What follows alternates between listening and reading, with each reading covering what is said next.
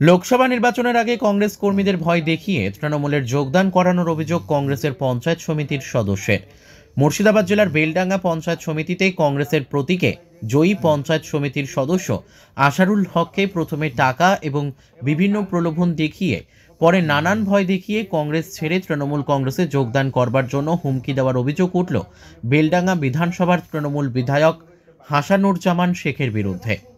আশারুল হক মঙ্গলবার দুপুরে তৃণমূল কংগ্রেসের নেতৃত্বদের ভয়ে বাড়ি থেকে জেলা কংগ্রেস ভবনে এসে অধীর রঞ্জন চৌধুরীর শরণাপন্ন হয়েছেন।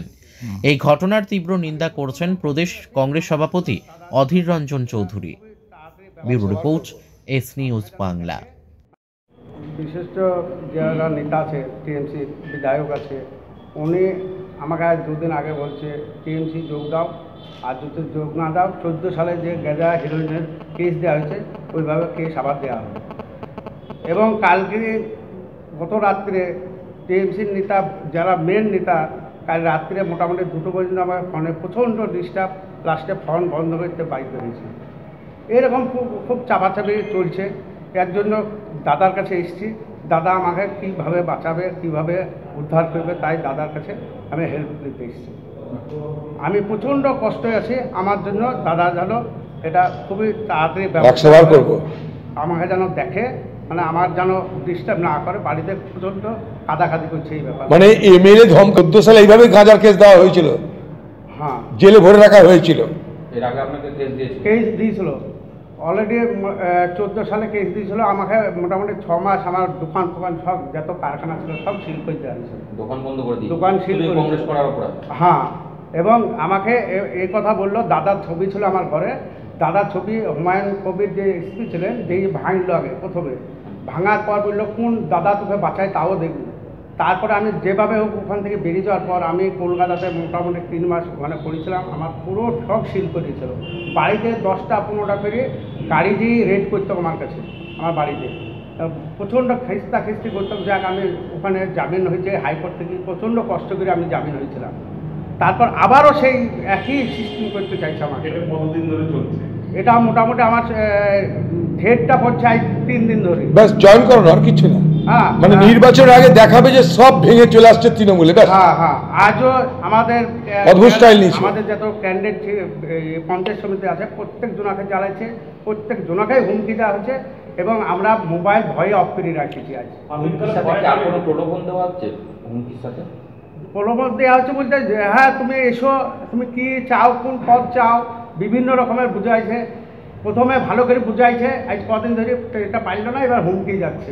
প্রথমে প্রলোভন, হ্যাঁ হ্যাঁ, প্রলোভন বা কিছু, হ্যাঁ হ্যাঁ, সব রকম প্রলোভন দিয়েছে। আমি পালিয়ে বেড়াচ্ছি, দাদার কাছে পালিয়ে এসেছি। আজকে জয়েন করছে বেলডাঙ্গার লোক, জয়েন করবে, করে দেবে, জোর করে, তাই বলে আমি দাদার আশ্রয়তে এসে পালিয়ে এলাম। এরকম চলতে থাকলে মুর্শিদাবাদ জেলায় এসপিডিএম এর সামনে রাস্তায় আমি অবস্থান করতে বাধ্য হব, কংগ্রেস কর্মীদের সঙ্গে নিয়ে, অত্যাচারীদের সঙ্গে নিয়ে। এই জুলুম আমরা মানব না। এখানকার এসপিডিএম, এখানকার ডিআইজি, নদিয়া মুর্শিদাবাদ জেনে রেখো, তৃণমূলের নেতা নেত্রী, মন্ত্রী, শান্তি, মুখ্যমন্ত্রী জেনে রেখো, এই জুলুম আমরা মানব না। নির্বাচন স্বচ্ছভাবে হোক, মানুষের ভোট দেওয়ার অধিকার নিশ্চিত করা হোক। কিন্তু পুলিশ যদি মনে করে ভয় দেখিয়ে তৃণমূলকে খুশি করতে গিয়ে গোটা নির্বাচনী প্রক্রিয়াটাকে ধ্বংস করে দেবে, আমরা তা মেনে নেব না। নির্বাচিত প্রতিনিধি নাম আসারুল, তৃণমূল নেত্রী মমতা ব্যানার্জি এবং তৃণমূল দল নির্বাচনের আগে সর্বোচ্চ চেষ্টা করছে একটা জিনিস, বিশেষ করে বহরমপুর লোকসভায়, তাহলে কংগ্রেস ভেঙে গেল, সব ভেঙে সবাই তৃণমূলে জয়েন করলো।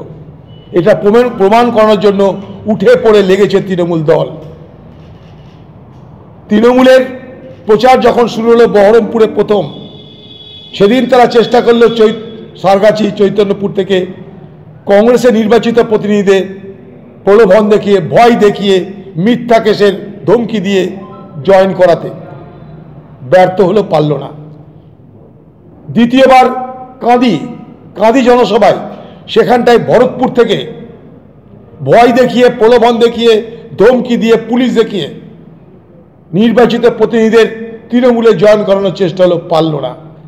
এখন আরেকটা চেষ্টা হচ্ছে, সেটা হচ্ছে বেলডাঙ্গা পুরসভা, বেলডাঙ্গা পঞ্চায়েত সমিতি। বেলডাঙ্গা পঞ্চায়েত সমিতির নির্বাচিত প্রতিনিধি নাম তার আসারুল, সেখানে তাকে ধমকি দেওয়া হচ্ছে, ভয় দেখানো হচ্ছে।